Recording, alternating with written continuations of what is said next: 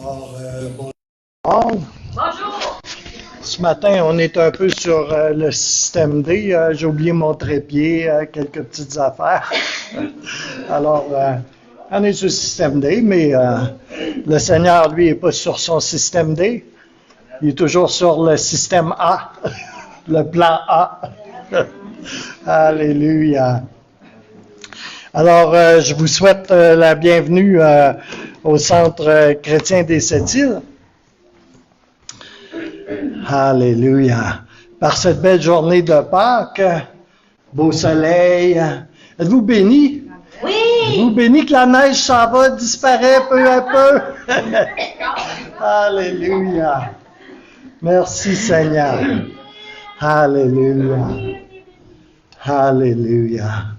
Alors, je veux vous remercier pour vos dîmes et vos offrandes pour soutenir cette œuvre ici du Centre chrétien des Sept-Îles. Et puis, je prie multiplication, je prie avancement du royaume de Dieu ici sur la Côte-Nord et jusqu'aux extrémités de la terre. Soyez bénis dans le nom puissant de Jésus. Ce matin, je peux vous dire également qu'il va y avoir une réunion de prière mercredi le 20 avril 2022 à 19h ici sur place et ça va être retransmis sur Teams.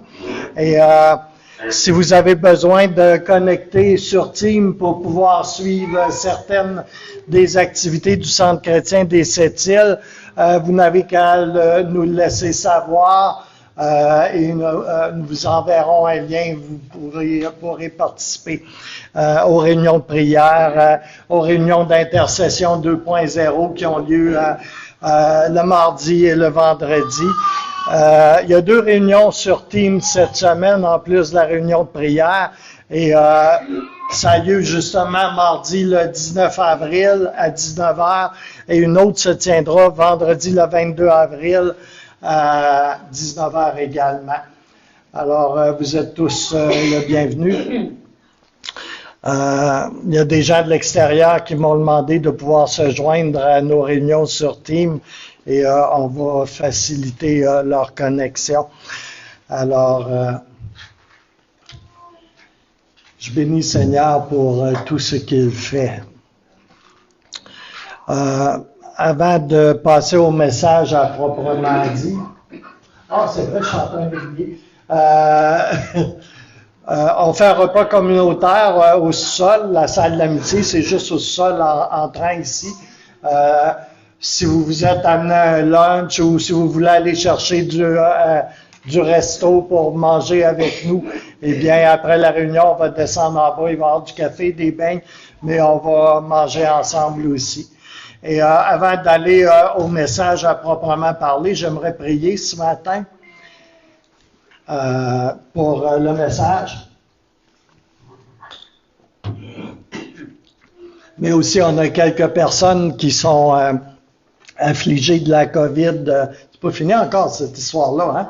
C'est comme il y a des gens qui attrapent la COVID et même des petits bébés, ça c'est comme quelque chose, hein? Alors, Seigneur, on veut te présenter cette réunion ce matin, Seigneur, que tu puisses agir, toucher les cœurs, que tu puisses agrandir, ouvrir nos cœurs ce matin, qu'on puisse recevoir ce que tu as à nous dire spécifiquement à chacun d'entre nous, Seigneur. Que ce soit en ligne, que ce soit ici sur place, Seigneur. Je prie pour l'action de ton Saint-Esprit. Je prie pour un terreau meuble et fertile, Seigneur, pour que les semences de ta parole puissent entrer et porter du fruit, Seigneur. Et je veux te prier également pour les personnes qui ne sont pas ici ce matin et qui sont affligées par la COVID, Seigneur. Je prie, Seigneur, pour ton intervention ce matin, Seigneur. Que tu puisses guérir, Seigneur, éradiquer, Seigneur, cette maladie de leur vie, qu'ils puissent recouvrer la santé rapidement, Seigneur. Dans le beau et puissant nom de Jésus, touche, guéris ce matin. Parce que comme on disait tantôt, par tes meurtrissures, nous sommes guéris. Alléluia. Est-ce que je peux avoir un amen là-dessus? Amen. Alléluia. Alors, il y a des enfants qui sont descendus à l'éducation chrétienne et que le Seigneur les bénisse aussi. Amen. Bénisse les enfants et aussi ceux qui s'investissent pour partager la parole de Dieu à ces jeunes personnes. Alors, le titre du message ce matin, c'est Gethsémane et rédemption. J'ai eu ce message dans le courant de la semaine. Je l'ai travaillé surtout hier. Et puis, j'ai larmoyé tout le temps. C'est comme là. Il y a des messages comme ça. Et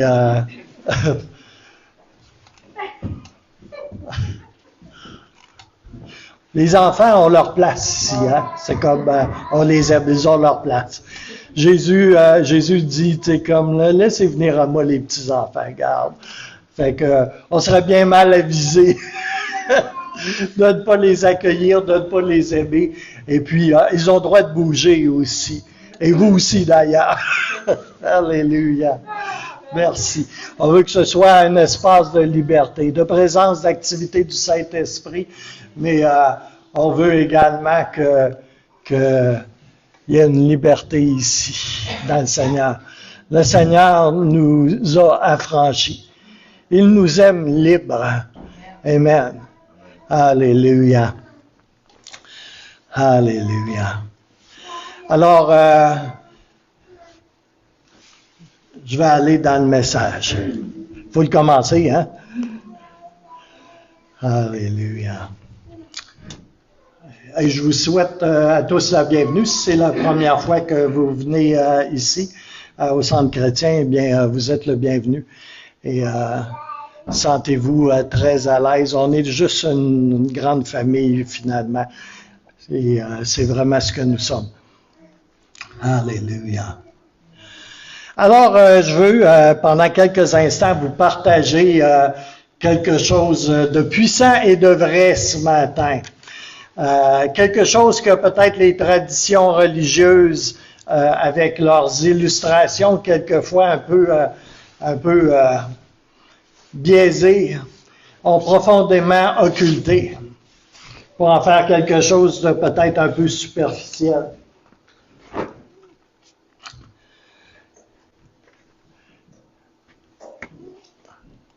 J'aimerais que vous m'accompagniez quelques instants pour être témoin de ce qui était peut-être la nuit la plus sombre, la nuit la plus brumeuse et noire de l'histoire de l'humanité.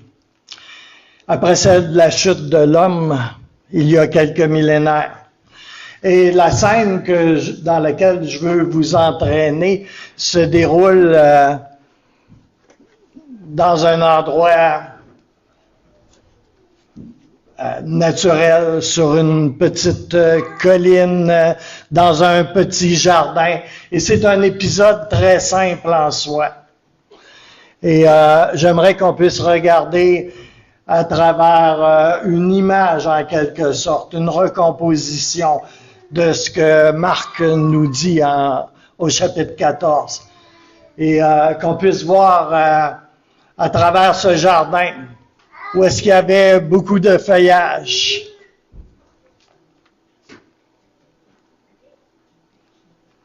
Où est-ce qu'il y avait beaucoup d'ombrage.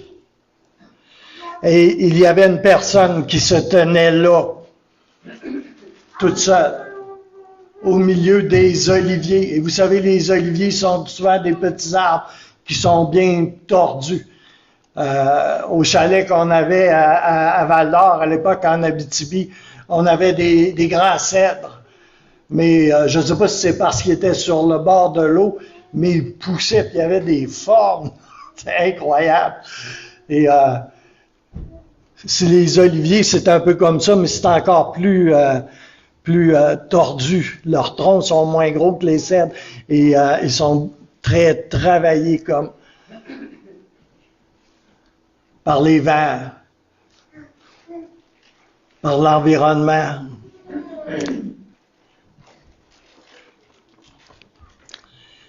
Alléluia. Et j'aimerais qu'on voit dans ce jardin, à travers les oliviers, une personne qui se tient là toute seule. Et le sol est parsemé de pierres, de roches, de grosses roches. Et il y a une petite barrière, une petite clôture faite autour du jardin avec des pierres, une petite barrière basse qui entoure le jardin. Mes frères et sœurs, c'est une nuit qui est sombre, une nuit bien noire et très noire à laquelle je veux vous inviter ce matin. Il y a plus de 2000 ans maintenant. Et sans doute pouvez-vous deviner qui se tient là. Peut-être pouvez-vous voir et imaginer un visage solitaire sur cette personne qui se tient là. Et oui, c'est lui. Lui, celui qu'on connaît sous le nom de Jésus. Il est là. Et il sait très bien pourquoi il est là. Au milieu de cette nuit sombre, dans ce jardin. Il sait pourquoi il est venu là à cette heure. Et il n'y a que lui seul qui le sait. Parce que quand il a essayé de l'expliquer, pour ses amis, ses proches, c'était irrecevable. Il ne pouvait concevoir ce qui allait se passer. Et qu'est-ce qu'il fait? À plat ventre par terre, le visage taché par la terre, les brindilles, la poussière et les larmes, en frappant de ses mains, de ses poings la terre qui est tellement sèche et dure. Les yeux grands ouverts, écarquillés, les cheveux et la nuque mouillés par une sueur salée. Et que voit-on? Que pouvons-nous voir sur son front? Est-ce là du sang? Des grumeaux de sang?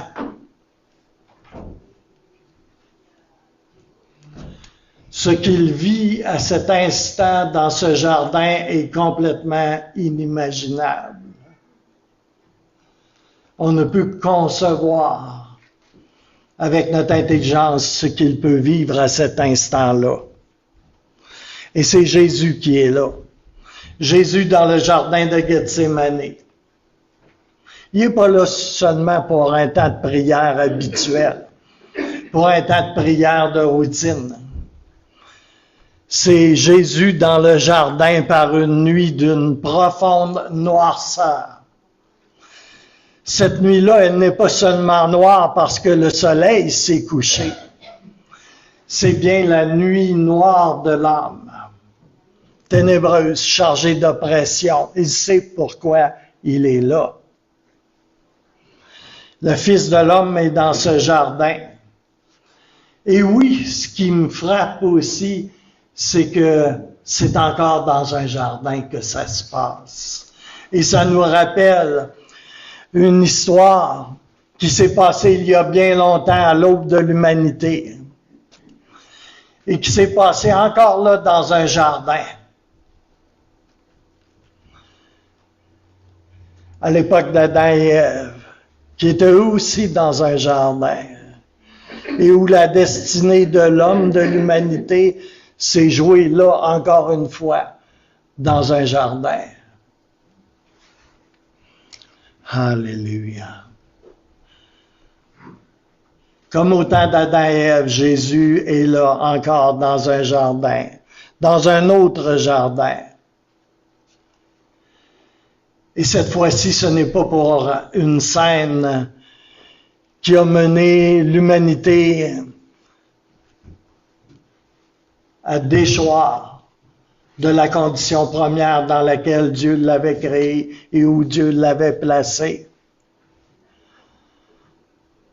Avec toutes les conséquences que cela a amené. Avec la malédiction qui s'est abattue sur l'humanité et sur toute la descendance de nos premiers parents. Avec la rupture de la communion initiale de l'homme avec Dieu. celle que l'homme avait avec Dieu. Je ne sais pas combien de fois j'ai été touché par cette portion des Écritures où est-ce qu'on peut lire que Dieu allait marcher avec nos premiers parents, avec Adam et Ève dans le jardin. À la fin de la journée.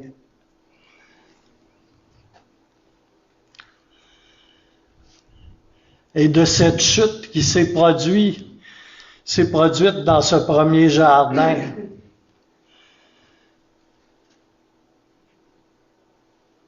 Les conséquences ont été incalculables.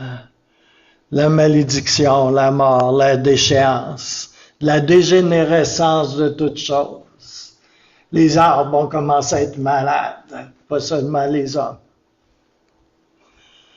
Les conséquences terribles de la désobéissance de nos premiers parents dans le jardin. Alléluia. On revient à l'image de Jésus qui est dans le jardin de Gethsémani. Mais rappelez-vous également ce qui s'est passé avec Adam et Ève dans un autre jardin. Et voici Jésus, l'homme. Il est dans le jardin de Gethsémani pour un autre combat. Il est là au milieu d'un bosquet d'oliviers. C'est Jésus qui est là, le deuxième Adam, sans tache, ni péché, fils de l'homme, fils de Dieu, fils de l'homme et fils de Dieu. Il est venu pour ça. Il est descendu du ciel pour cela. Il s'est incarné pour cela, pour donner sa vie de son propre chef. Et le combat est là, dans cette soirée-là, alors qu'il est dans le jardin. Et il va suer des grumeaux de sang durant ce combat-là. Et c'est là, dans ce jardin, qu'il va saigner pour la première fois, pour le salut du plus grand nombre, pour notre salut, pour mon salut à moi, Gilles Larose, et pour votre salut à vous. Souvent on pense, il a versé son sang sur la croix. Eh bien, il a commencé à saigner en vérité dans le jardin de Gethsémani, alors qu'il était en prière, alors qu'il combattait.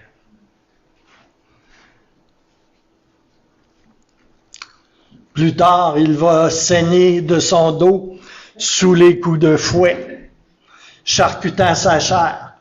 Il va saigner de sa barbe qui va lui être arrachée. Il va saigner de la couronne d'épines posée sur sa tête.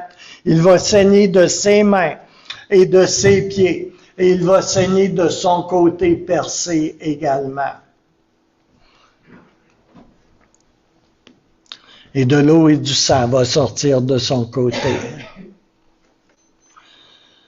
Peut-être avez-vous déjà vu les classiques portraits représentatifs de Christ dans le jardin. L'étoile de grand maître de l'Antiquité qui représente Christ dans le jardin. Des représentations un peu religieuses et un peu aseptisées. On le voit agenouillé dans ces représentations-là, près d'une grosse roche, dans une belle grande robe blanche immaculée, les mains paisiblement jointes ensemble, avec un beau visage serein. Paisible. Et en plus avec un halo de lumière autour de la tête. Comme un spot de lumière. Comme un spot de lumière du ciel, illuminant ses beaux cheveux bruns dorés. C'est relativement rare pour un juif. Moi, je ne suis pas un artiste. Mais je peux vous dire une chose ici ce matin. L'homme, l'artiste, qui a peint cette toile de Jésus dans le jardin, comme plusieurs autres aussi à sa suite, n'ont très certainement pas utilisé l'évangile de Marc pour s'inspirer. Voici ce que l'apôtre Marc écrit dans le 14e chapitre de son évangile.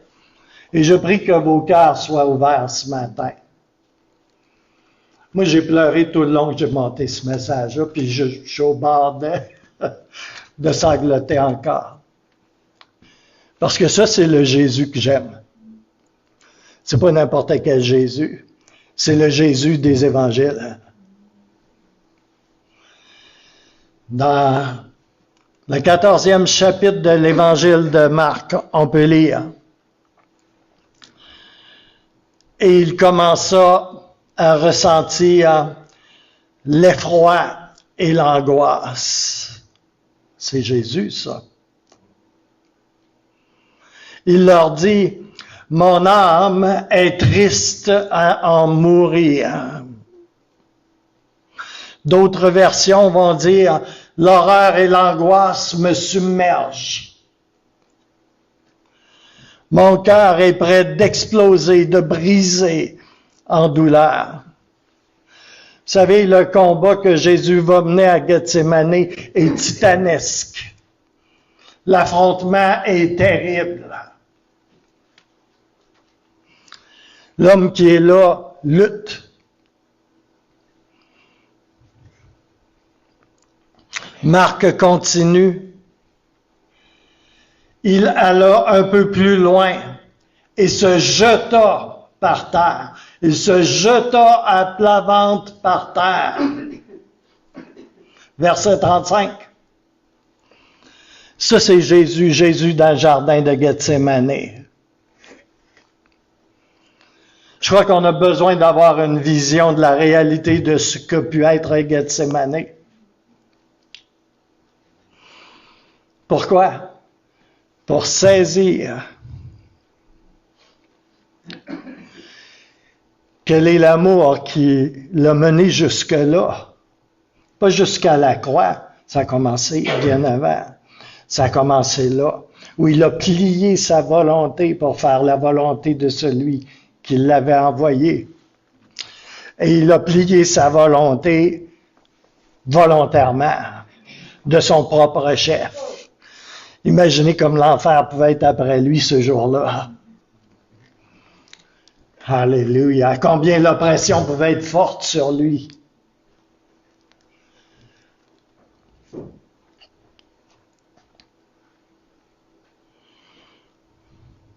On a besoin de savoir comment Jésus, à quel point il nous a aimés.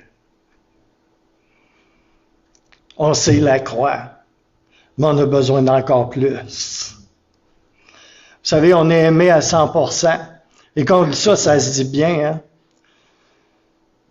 Mais ce 100%-là a tout un coût. Ça a coûté ce qu'il y avait de mieux au ciel, ce qu'il y avait de plus beau au ciel. Rien de moins. Dans ce que nous venons de lire, est-ce que Jésus a l'air d'un saint au-dessus de ses affaires, qui plane comme inatteignable et blindé face à ce qui se présentait à lui, ou comme simplement reposant entre les mains, entre les paumes des mains de son Père? Absolument pas. C'est un mystère, c'est difficile à comprendre. Jésus était parfaitement Dieu. Et il s'est limité lui-même de ce côté-là, volontairement, quand il a décidé de s'incarner. Mais il était parfaitement homme, à 100%. Comme il était parfaitement Dieu, à 100%. Jésus est Dieu. Mais je dois vous dire ce matin, il y a un homme assis sur le trône. Il y a un homme assis sur le trône. L'homme qui est allé à Gethsémane, l'homme qui avait les mains et les pieds percés, il est assis sur le trône.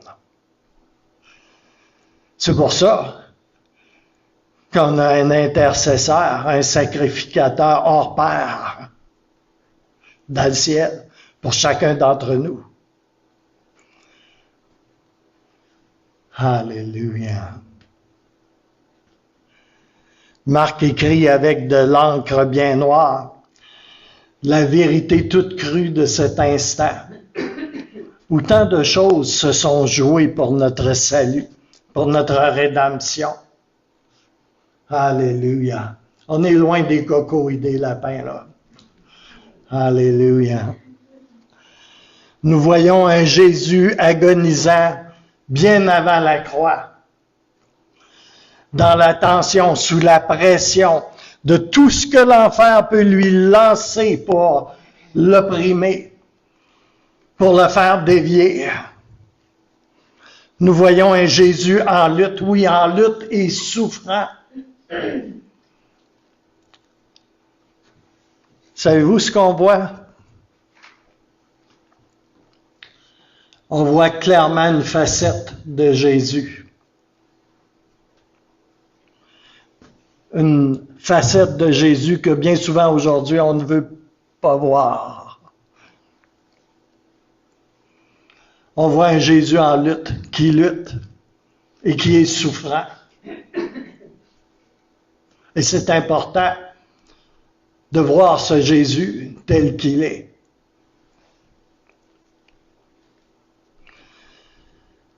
Savez-vous ce qu'on voit ici?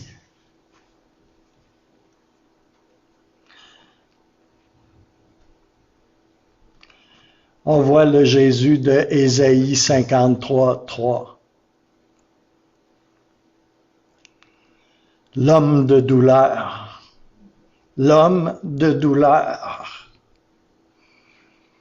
C'est pas le petit Jésus. On voit l'homme de douleur. Il n'y a rien de petit en Jésus, de toute façon, vous le savez sans doute. Mais on voit l'homme de douleur. D'Ésaïe 53:3. Ésaïe 53. Méprisé et abandonné des hommes, hommes de douleur. Retenez, hommes de douleur. Et habitué à la souffrance, semblable à celui dont on détourne le visage.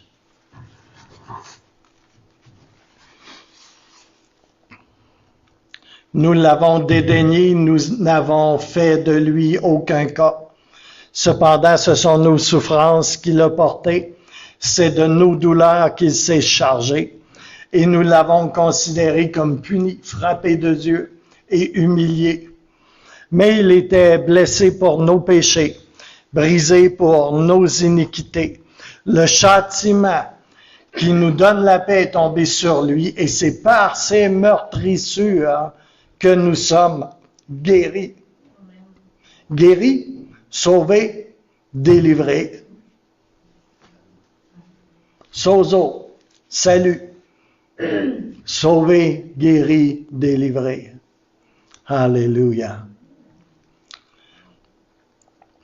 Il a tout pris sur lui. Il a tout pris sur lui.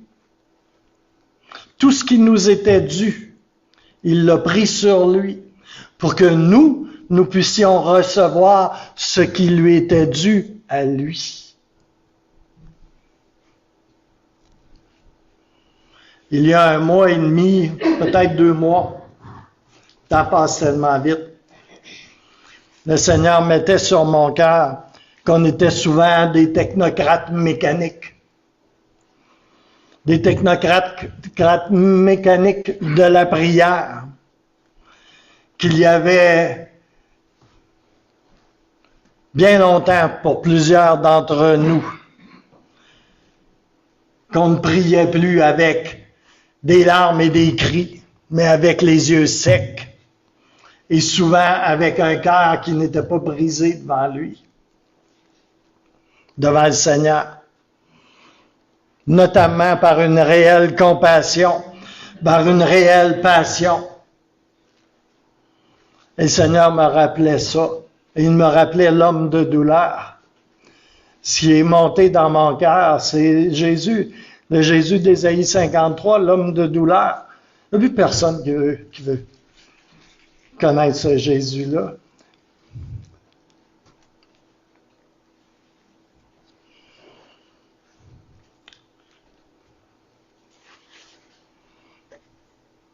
Mon maître était un homme de douleur, un homme de cœur et de compassion. Et combien souvent on est loin de son cœur, notamment pour ceux qui se perdent ou qui sont assis dans les ténèbres. Nous sommes en vérité tellement centrés sur nous-mêmes la plupart du temps, le cœur sec et imperméable. Le cœur aussi sec et imperméable quelquefois qu'un bardeau d'asphalte chauffé au soleil. Jésus, l'homme de douleur, qui lutte pour accomplir son engagement, parce qu'il faut bien qu'il plie sa volonté à ce qu'il voit, à ce qu'il sait qu'il l'attend. Il est en lutte pour accomplir son engagement pour moi et pour chacun d'entre nous. Et il voudrait bien être soulagé de tout ce qui vient sur lui à cette heure-là et qui dépasse notre compréhension, pour bien l'admettre. Comment quelqu'un qui est venu du ciel et de la présence de Dieu et qui est le Fils unique du Père,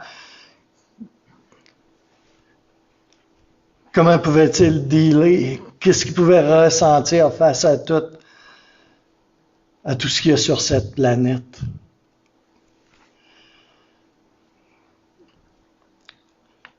Ça dépasse notre compréhension. Quelqu'un de parfaitement saint, sans péché, sans tache, ici au milieu de tout ce qu'il y a sur cette terre.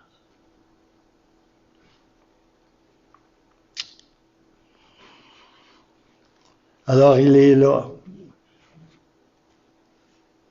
dans le jardin, alors que la croix se profile à l'horizon. Savez-vous ce qu'on voit ici encore une fois? Bien-aimés, et vous êtes bien-aimés. J'espère qu'on le réalise de plus en plus ce matin. Ce que nous voyons surtout, c'est Jésus, le cœur brisé, dans le jardin.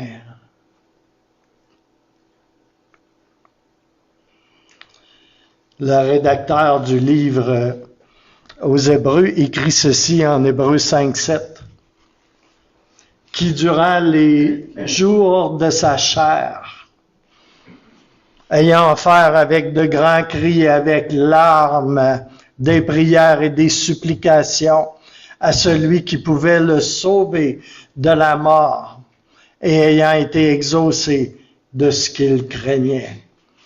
C'est la version Martin, c'est une très vieille version, une des premières versions en langue française. The Message, qui est une version emphasée américaine,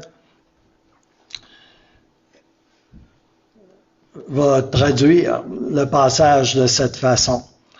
Alors qu'il vivait sur terre, anticipant la mort, Jésus a crié de douleur et pleuré de chagrin en offrant des prières sacerdotales à Dieu. Parce qu'il a honoré Dieu. France en parlait tantôt. Parce qu'il a honoré Dieu, Dieu lui a répondu.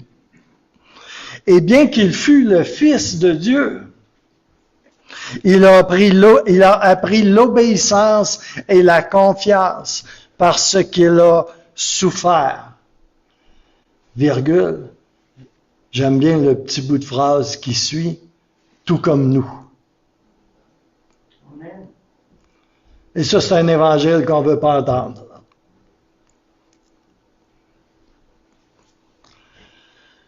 Et je dirais que Jésus a offert des prières sacrificielles. Mais tout comme nous, tout comme nous. Quel est notre évangile? Est-ce qu'en quelque part, nous aussi, on apprend l'obéissance et à honorer Dieu vraiment?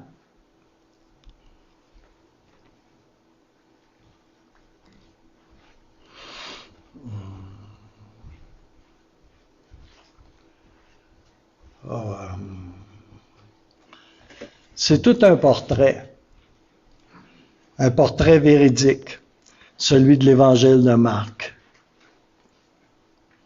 Jésus est présenté ici non pas comme un saint intouchable et inatteignable de Dieu, mais il est présenté ici revêtu de son humanité. Lui qui est le Fils unique de Dieu, offert en sacrifice pour le péché du monde. Ça, c'est le Jésus que j'aime. Le vrai Jésus. Pas celui des images pieuses ou de notre imaginaire, mais le Jésus de l'Évangile. C'est ce Jésus-là qui sait toujours ce que je traverse. Et c'est pour ça que c'est important de s'associer, d'assumer, d'assimiler qu'est-ce qui est la vérité du Jésus des Écritures.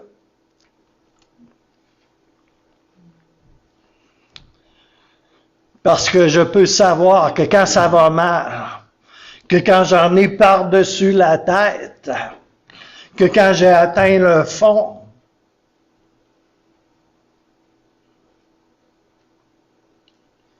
je sais que Jésus est passé par là. Je sais que Jésus me comprend. Quand je suis dans la douleur ou dans la souffrance, je sais l'homme de douleur et qu'il est là pour moi et qu'il est là avec moi. Il n'est pas sur un petit nuage en train de manger du Philadelphia. Il me comprend. Il sait. Pas il connaît, il sait.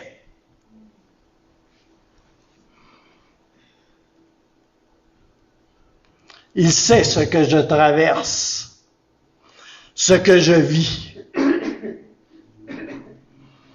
Il comprend mes douleurs et mes peurs et mes craintes et mes angoisses et mes déceptions.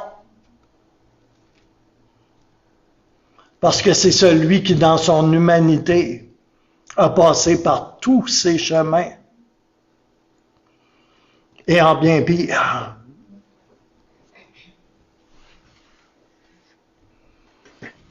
C'est ce Jésus-là que j'aime, qui est allé jusque-là pour moi. Pour moi. J'aurais même pas été jusque-là pour moi. Lui est allé jusque-là pour moi. Puis je sais qu'on associe souvent cela à la croix, mais regardez, ça a bien commencé dans un jardin.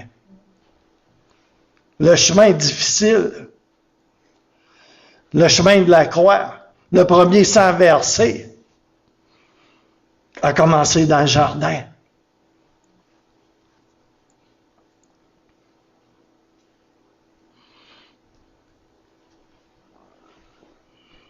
On a besoin de réaliser jusqu'où il est allé pour nous. Alors qu'il a soumis sa volonté à la volonté du Père. C'est là que le choix s'est fait. Le choix qu'Adam avait échoué. Le deuxième Adam va faire le bon choix. Il va plier sa volonté à la volonté de son Père. Il a obéi pour racheter la désobéissance du premier homme, avec toutes les conséquences que cela a entraîné. Pour l'amour de lui, ne prenons jamais à la légère la désobéissance. Notre rachat a coûté tellement cher à celui qui nous aime tellement. Je veux vous dire ce matin ceci. La prochaine fois que vous parcourrez des chemins brumeux, et il y en a des chemins brumeux, des chemins brumeux et incertains, rappelez-vous de Jésus dans le jardin. À toutes les fois que vous entendez les coyotes de l'enfer autour de vous, rappelez-vous que Jésus a été dans le jardin et qu'il y avait bien une meute autour de lui.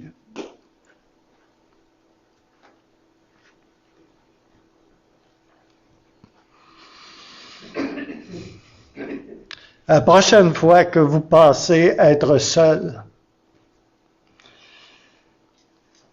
que vous pensez que vous êtes seul, pensez à Jésus dans le jardin. La prochaine fois que vous pensez que personne ne vous comprend, relisez le 14e chapitre de Marc. La prochaine fois que vous êtes rempli d'apitoiement, que vous vous apitoyez sur votre sort, et que cet apitoiement-là arrive à vous convaincre que personne ne se soucie de vous de toute façon, offrez-vous une visite à Gethsémane.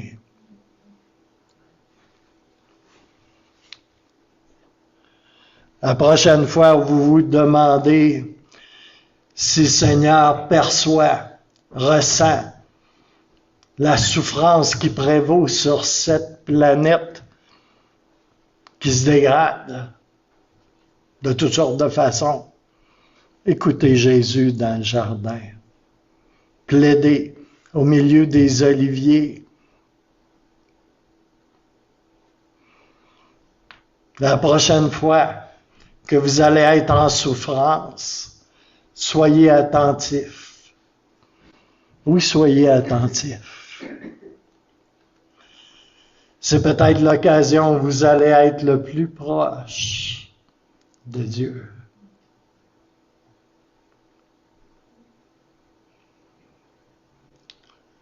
J'ai déjà été dans ces endroits-là et je voulais rester là. Parce que je savais qu'il était tellement près.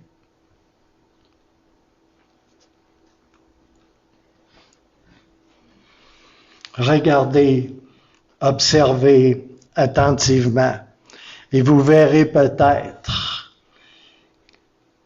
que les mains qui vont s'étendre vers vous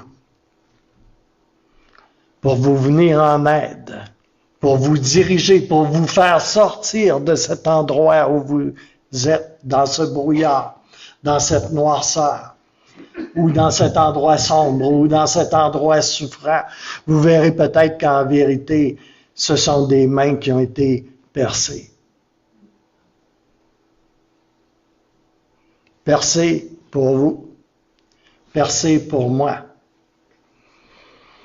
Il est ressuscité maintenant. Et vous et moi, bien-aimés, nous allons ressusciter aussi. À cause de la croix, à cause de Gethsémane, parce que lui est ressuscité. Notre foi repose sur une tombe qui est vide. Il faut réaliser cela. Notre foi repose tout entière sur un fait historique qui a été observé et qui a été validé par des centaines de témoins oculaires.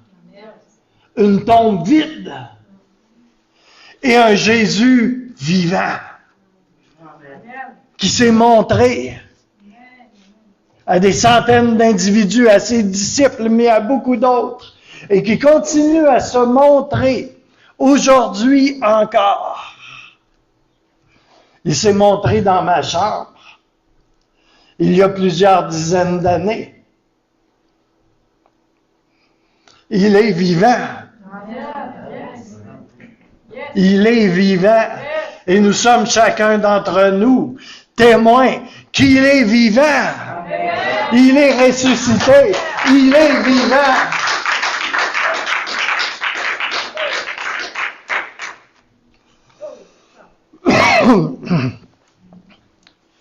Il s'est manifesté dans mon lieu de désespérance, l'homme de douleur. Dans ma chambre. Pas à l'église, dans ma chambre. Il est vivant. Il fait ce qu'il veut.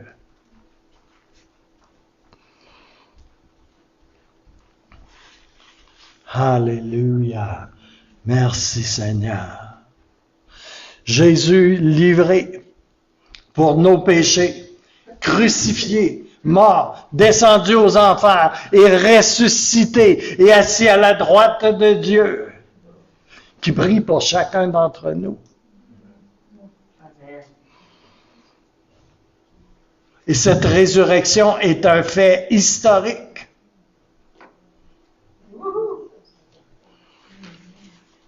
Alléluia. Alléluia. Il est ici maintenant. Il est vraiment ici maintenant. Vivant, présent, agissant. Et c'est ce que nous célébrons aujourd'hui. D'une façon particulière, parce que c'est Pâques. Mais c'est ce que nous célébrons également à tous les jours que Dieu crée. Parce qu'il est vivant. Il est ressuscité. Il est mon Seigneur et mon Sauveur. Il est mon Rédempteur. Et on va prendre la Sainte Seine tantôt. En mémoire de ce qu'il a fait pour chacun d'entre nous. Mais avant d'aller dans la Sainte Seine,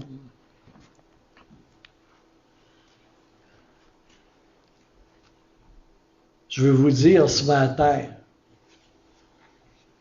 oui, il est là pour notre rédemption, pour qu'on ait la vie éternelle, et qu'on soit sauvé de l'enfer, et qu'on ait la vie éternelle. Oh oui, il est notre Rédempteur pour cela, en cela.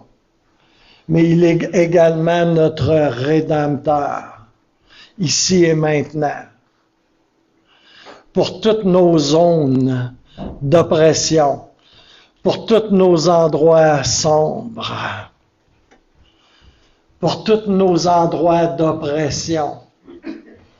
Et je ne sais pas ce que vous vivez, mais on est bien sur la terre encore, en attendant d'être avec lui au ciel. Et on traverse toutes sortes de choses. On traverse toutes sortes de situations, de difficultés, des maladies et toutes sortes de choses. Et ce matin, je veux vous dire qu'il est notre Rédempteur, ici et maintenant, dans chacune de nos situations, partout où ça fait mal, partout où est-ce qu'on est inconfortable, partout où est-ce qu'on est blessé, que ce soit physiquement, que ce soit moralement, que ce soit psychologiquement. Il est notre Rédempteur. Il est celui qui nous guérit. La puissance de rédemption de Jésus est disponible ici et maintenant pour vous, si vous souffrez dans vos corps ou dans votre âme.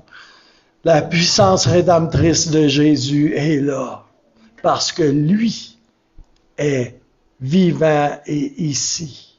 Amen. Alléluia. Alléluia. Et on va prendre la Sainte Seine ce matin. Et vous savez, la Sainte Seine nous invite à discerner le corps.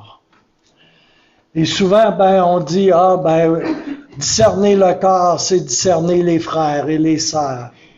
l'Église, le corps de Christ.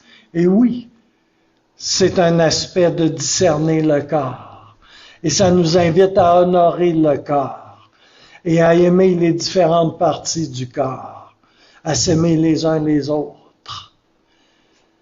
Mais discerner le corps, c'est également discerner le corps de Christ, non seulement ici sur la terre, mais le corps de Christ meurtri. C'est aussi discerner le corps de Christ meurtri. Parce que par ces meurtrissures, nous sommes guéris. Moi, je crois qu'à travers la Sainte Seine qu'on va prendre ce matin et toutes les autres Saintes Seines, communions que l'on prend ensemble, que Jésus peut guérir, que Jésus peut délivrer. Je crois sincèrement à cela. Alléluia. Alléluia. Et on peut avoir des angoisses et tellement de choses. Vous savez, Gethsémane, je ne sais pas pour vous, Gethsémane, c'est la nuit noire de l'âme. Je ne sais pas si vous êtes déjà allé là. Moi, je suis déjà allé. Et j'ai crié au Seigneur. Et il est intervenu.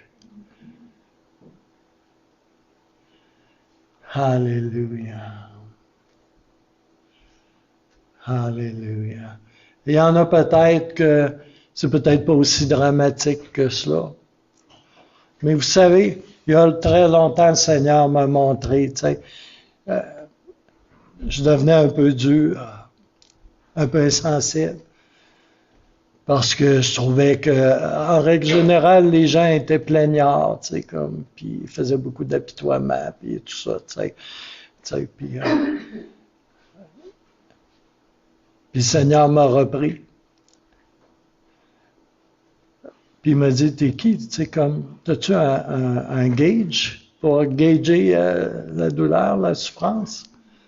T'as-tu un instrument de mesure pour dire qu'un souffre moins que l'autre?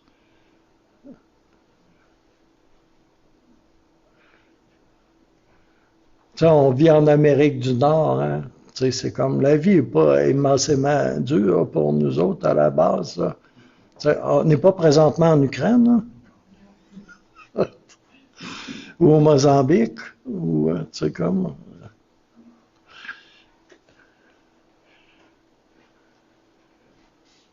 Mais ces souffrances-là, là, Jésus est notre Rédempteur pour chacune d'entre elles. Et rien ne se perd. Ne pensez pas que ce que vous traversez, vous le traversez seul. Et ne pensez pas que cela ne sert de rien. Et je ne suis pas en train de dire que Dieu vous envoie ça, là. OK? Parce que ce n'est pas le cas. Dieu est bon et il vous aime à 100%. Mais il veut être votre Rédempteur dans chacune de ces situations-là. Il n'est pas le Rédempteur seulement pour la vie éternelle, le jour où il vient nous chercher ou le jour où nous partons vers lui. N'est-ce pas? Il est notre Rédempteur ici et maintenant. Celui qui guérit, qui délivre. Celui qui a affranchi. Certains d'entre nous, on est pognés. On est liés, on est pognés. On n'est pas libre comme Jésus voudrait qu'on le soit. Et il est notre Rédempteur de ces liens-là également. Alléluia. Alléluia. Fait que j'aimerais ce matin qu'on puisse prendre la Sainte Seine ensemble. Et je vais demander à Rosemary de venir puis de distribuer le pain et le jus de raisin.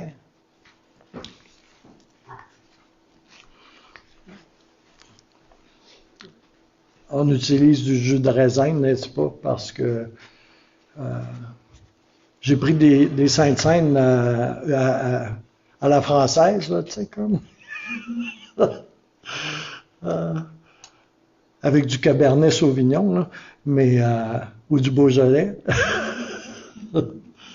Mais il y a des gens qui ont des problèmes, qui ont été délivrés de l'alcool. Ça fait qu'en église, là, on utilise du jus de raisin, n'est-ce pas? De façon à ne pas être une occasion de chute. Alors, si tu veux distribuer le pain puis le vin, Rosemary. Alléluia.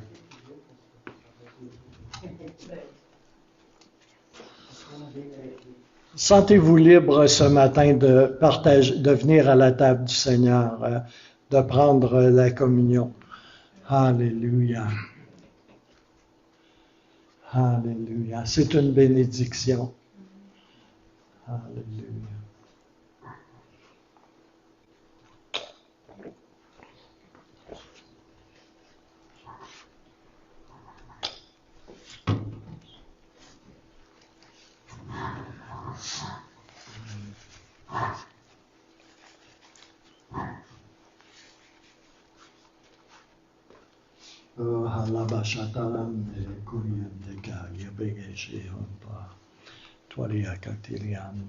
Alléluia, éternel.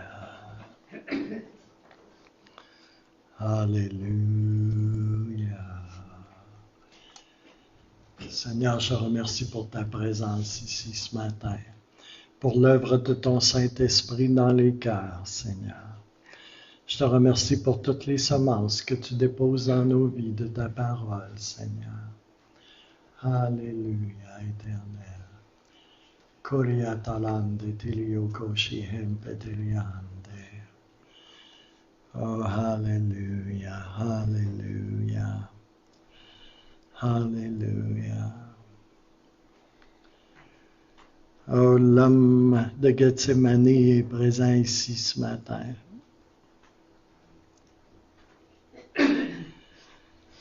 Oh, Alléluia. Quand il était sur la terre, il était à un endroit à la fois. Maintenant, il est ici. Il y a beaucoup d'autres endroits à cette heure. Alléluia. Merci, Seigneur. Oh,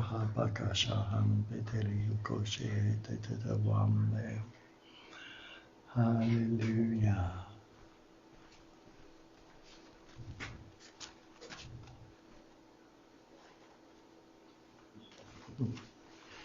Merci, Seigneur. Alléluia. Alléluia.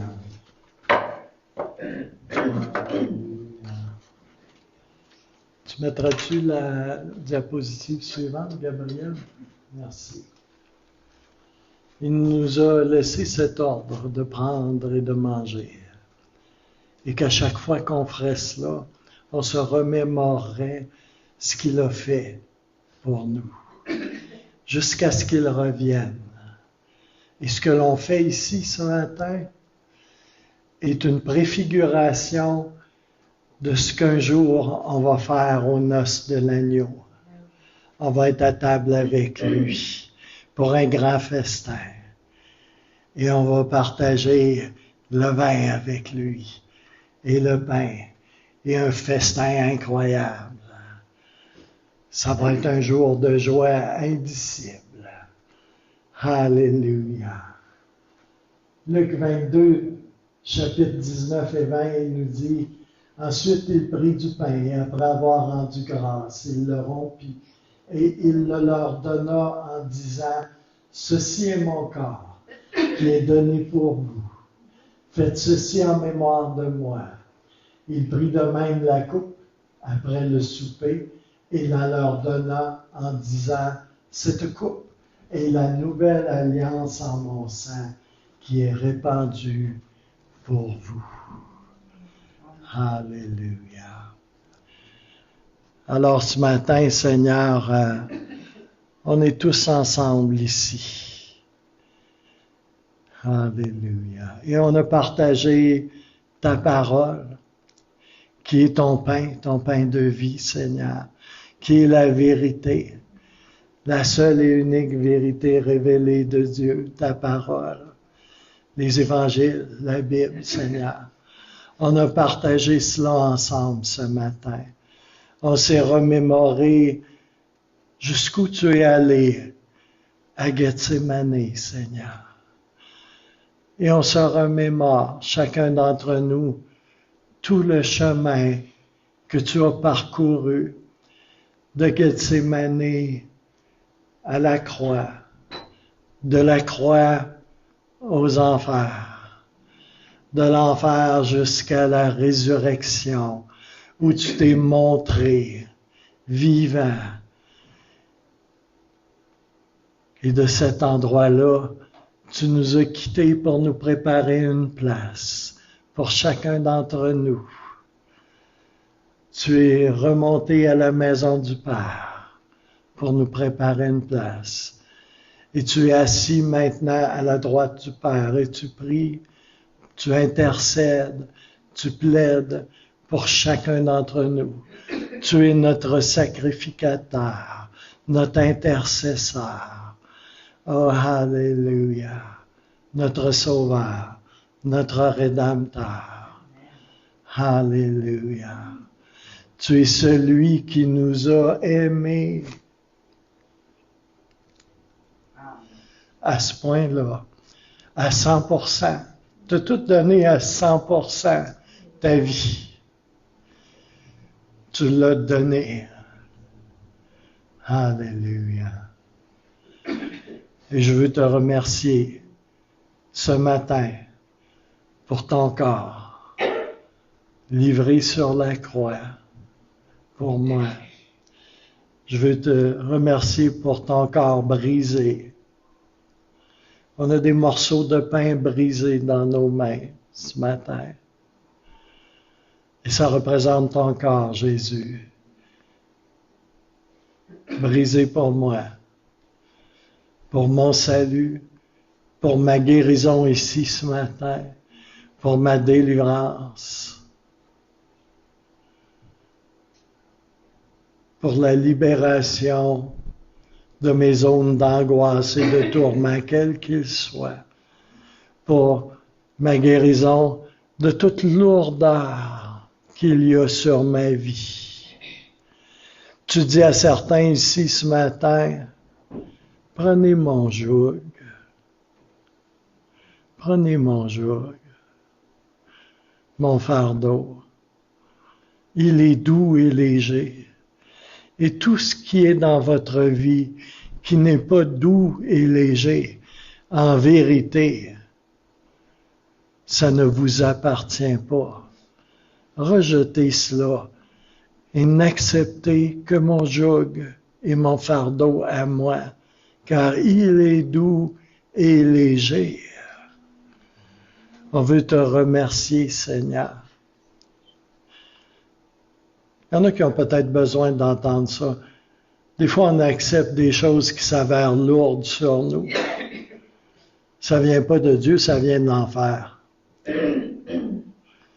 Parce ce qui vient de Dieu, ce qui vient de Jésus qui nous aime tant, est toujours doux et léger. Et s'il y a des temps difficiles, oui, il traverse avec nous. Alléluia. Mais on n'a pas besoin de s'en inventer et de s'en ajouter, là, si vous me comprenez bien. Alléluia. Seigneur, on veut te remercier pour ton corps ce matin. Prenons le pain ce matin.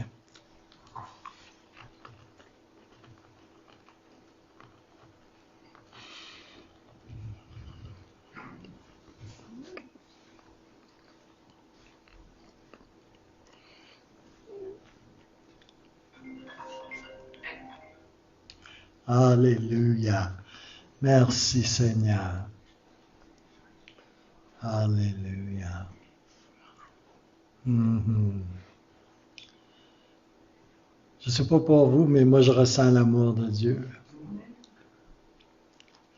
Je ressens la douceur de Dieu, son amour. Je prie que vous puissiez être immergés dans son amour maintenant. Alléluia. Il y a un baptême d'eau, il y a un baptême d'esprit, mais il y a un baptême d'amour dans son amour également. Alléluia. Alors Seigneur, ce matin,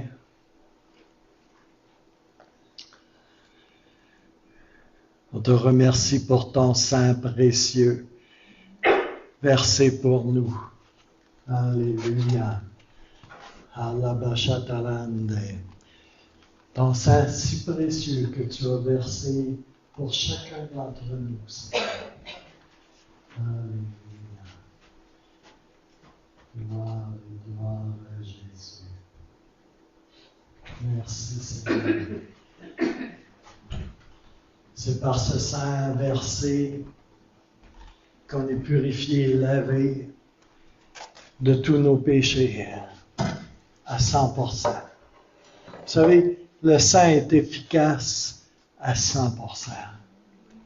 Alléluia. Toujours, tout le temps. Efficace à 100%. C'est lui qui permet que je me tienne devant mon Seigneur et mon Sauveur, devant Dieu le Père, qui est un Dieu saint. C'est son sang précieux qui me rend plus blanc que la neige, plus blanc que la première neige, celle qui est d'une blancheur immaculée. Alléluia. Je te remercie, Seigneur, ce matin pour ton sang versé. Et on le plaide de nouveau ce matin, ton sang précieux sur nous. Et tu nous invites à prendre, à manger et à boire. À manger ton corps et à boire ton sang. Alléluia. Et tu dis que si nous ne le faisons pas, nous ne participons pas, en vérité, de cette grande bénédiction. Et Seigneur, on prend cette coupe ce matin. Et je sais que tu as accepté de boire un jour une autre coupe, Seigneur.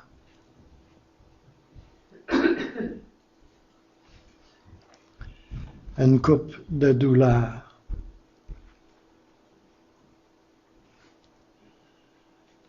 Pour que je puisse ici ce matin prendre cette coupe et participer à ta vie, Seigneur. On te remercie de tout notre être ce matin.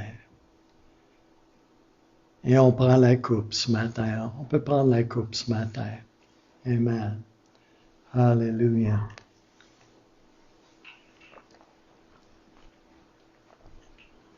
Alléluia. Merci Seigneur. Alléluia. Gloire et gloire à Jésus. Merci Seigneur. Alléluia. Je terminerai peut-être, je ne ferai pas un appel.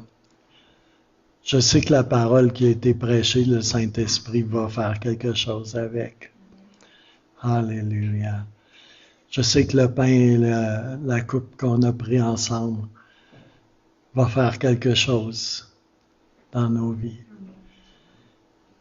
Mais je terminerai avec un mot de prière générale. Alléluia. Seigneur, je te remercie de tout mon cœur ce matin. Et je veux te dire, Seigneur, que on t'aime, Seigneur, de tout notre cœur, de toute notre pensée, de toute notre force, de notre être entier. Et Seigneur, je bénis ce que tu nous as dit ce matin, de combien près de nous tu es, Seigneur, dans toutes nos situations. Et je veux simplement terminer en priant la pleine bénédiction de Jésus-Christ sur chacun d'entre vous ce matin. Que vous puissiez être outrageusement bénis ce matin, dans le nom puissant de Jésus. Alléluia. Amen. Et puis, je vous invite à descendre en bas pour qu'on puisse manger ensemble, refraterniser ensemble. Amen. Que le Seigneur vous bénisse abondamment. Alléluia.